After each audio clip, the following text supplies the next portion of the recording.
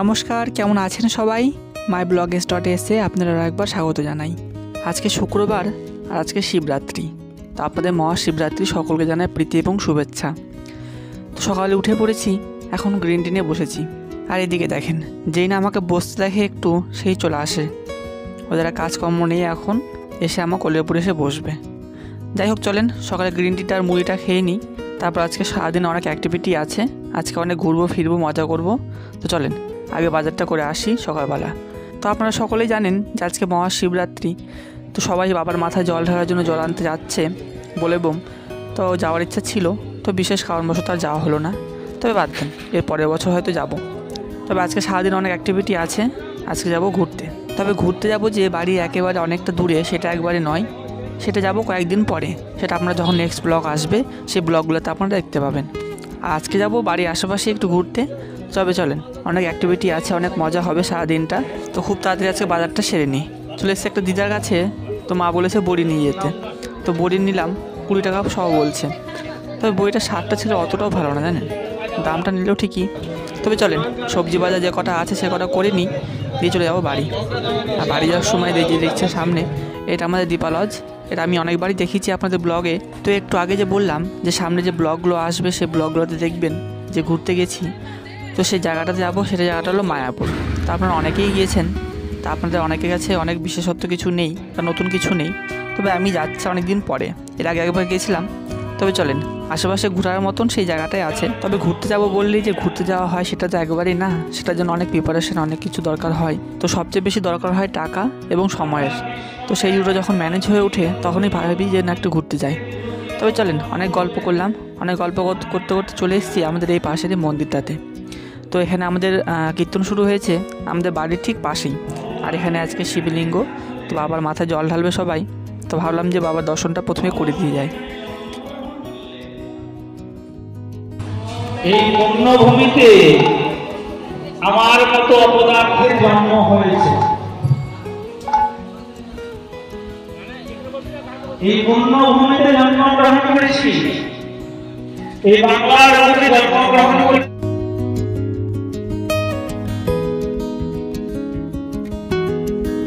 তবে চলেন, চলে এসেছি পিসি বাড়ির ওখানে। আর এটা আমাদের পিসি বাড়ির পাশেই একটা নদীর পাশে বট গাছ। তো এখানে একটা শিবলিঙ্গ আছে। তো সমস্ত পাড়ার লোকেরা বা সমস্ত এলাকার লোকেরা এখানেই জল ঢালে। তো সেটাই আমাদের বন্ধুরা সাজাচ্ছে। তা আমার বন্ধুরা ফুলের কাজ করে, তো সেই জন্য তাদেরকে অর্ডার দিয়েছে এটা সাজানোর জন্য। তো তারা খুব সুন্দরভাবে সাজিয়েছে, তো ভাবলাম সেটা একটু ব্লগ করি।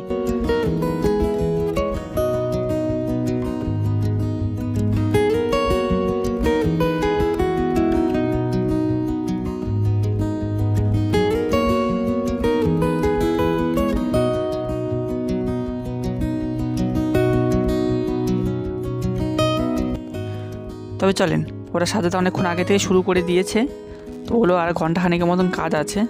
তো চলেন লাস্ট ফিনিশিং কেমন দাঁড়াচ্ছে এই কাজটা সেটা দেখব, তারপরে অন্য কিছু অ্যাক্টিভিটি করব।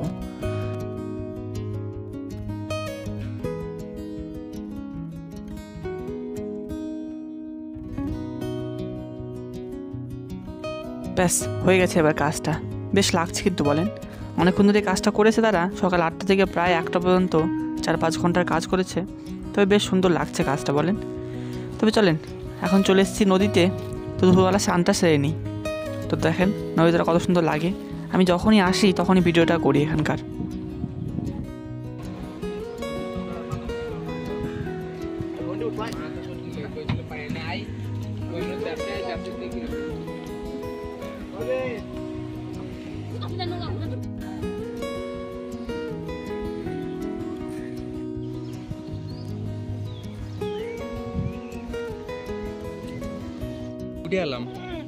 যা নাম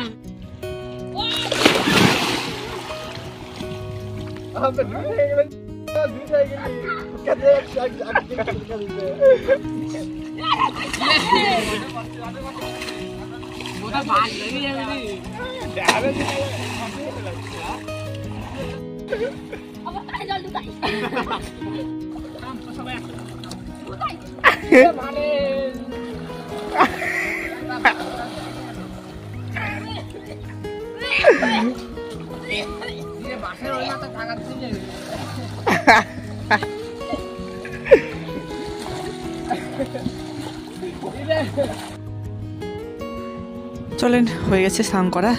আর অনেক মজা করলাম স্নান করতে এসে আজকে। তো প্রতিদিনই প্রায় মজা করি যখন আসি স্নান করতে, এখানে পিসি বাড়িতে যখন আসি। তো আজকে বেশি মজা হলো। তবে চলেন, চলে এসছে এখন বাড়ি।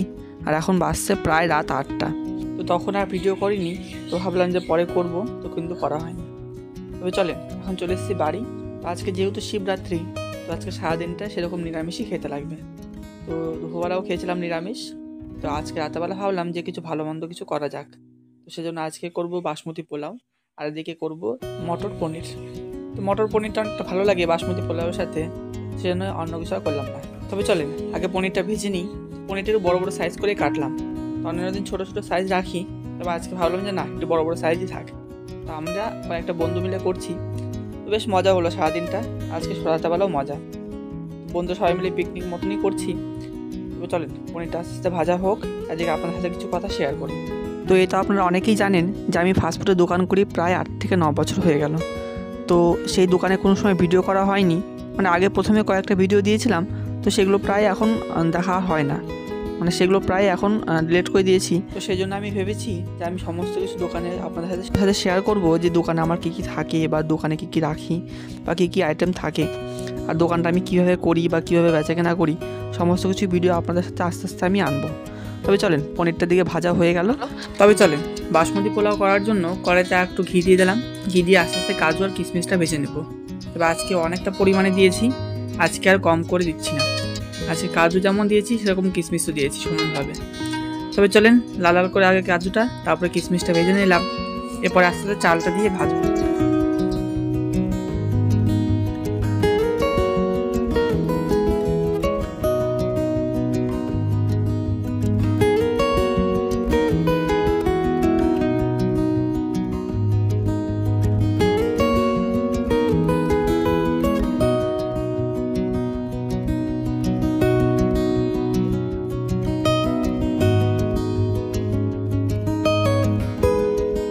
ব্যাস কাজু কিশমিশ ভাজা শেষ।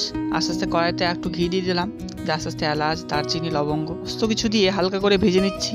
আর যেই না এগুলো ঘিয়ের উপর ছেড়েছি, সেই না গোটা ঘরময় একবারে গন্ধ ছড়িয়ে গেছে জানেন। তো যাই হোক চলেন, এবার চালটা দিয়ে দিলাম। এবার গোবিন্দভোগ চাল নিয়ে নিয়েছি প্রায় 1.5 কিলো। তো আমরা ছিলাম মোটামুটি 6-7 জন, সেটা 1.5 কিলো চাল দিলাম। আর এবার চালের উপরে একটু ঘি আর একটু লবণ দিয়ে হালকা করে ভেজে নিচ্ছি। বেশি ভাজবার দরকার নেই, হালকা সামান্য কিছুক্ষণ ভাজলেই হবে। তবে চলেন প্রায় ভাজা শেষ। এখন দেখতে অনেকটা ভালো লাগছে আর অনেকক্ষণ হয়েও গেছে। এবার যেটা গরম জল বসেছিলাম পাশে, সেই গরম জলটার মধ্যে একটু এলাচ, একটু দারচিনি, একটু লবঙ্গ দিয়ে দিলাম, আর একটু সামান্য পরিমাণে লবণ। লবণের পাশাপাশি একটু ঘি দিয়ে দিয়েছি, সেটা শুট করে নিই।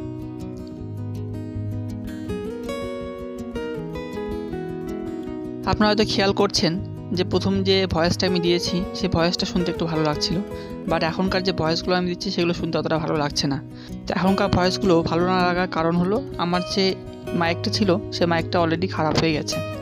তো হঠাৎ করে খারাপ হলো, তো আমার কাছে এক্সট্রা মাইকও নেই, তো সেই জন্য এই প্রবলেমটা।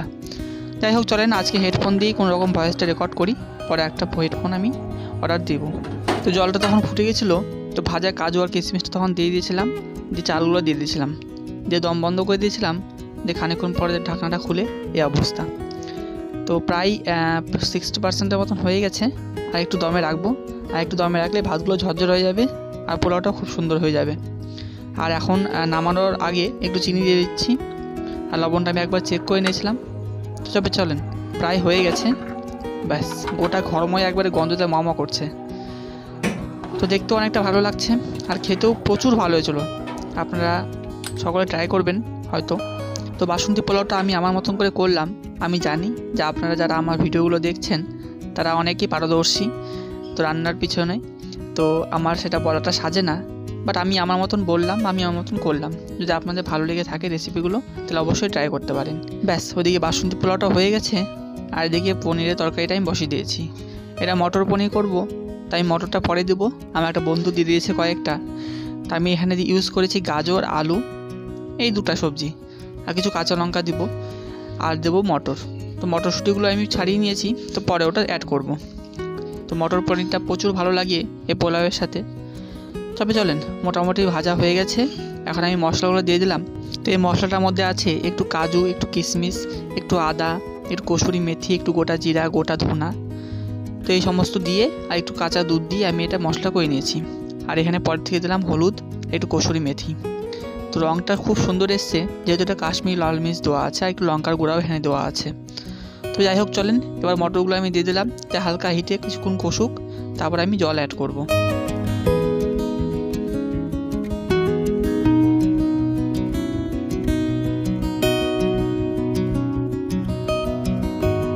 তবে চলেন, মশলা আর সমস্ত কিছু কষানো কমপ্লিট, আর আমি লবণটা চিনিটা চেক করে নিয়েছিলাম।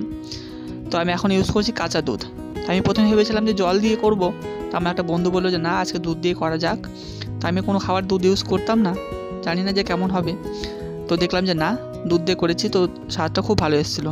দুধটা একটু ফাটা ফাটা হয়ে গেছিলো, তবে যাই হোক, যা হয় ভালোর জন্যই হয়, এবং স্বাদটা প্রচণ্ড ভালো এসেছিলো জানেন। আর মোটামুটি প্রায় এখন হয়ে গেছে। লাস্টে একটু কসুরি মেথি, একটু গরম মশলা, একটু ঘি ছড়িয়ে দেবো, দিয়ে হয়ে যাবে কমপ্লিট।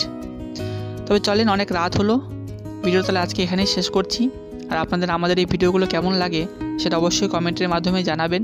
যদি ভালো লেগে থাকে তাহলে একটা লাইক দিয়ে চ্যানেলটিকে অবশ্যই সাবস্ক্রাইব করে রাখবেন। দেখা হচ্ছে খুব শীঘ্রই পরবর্তী একটা ভিডিওতে।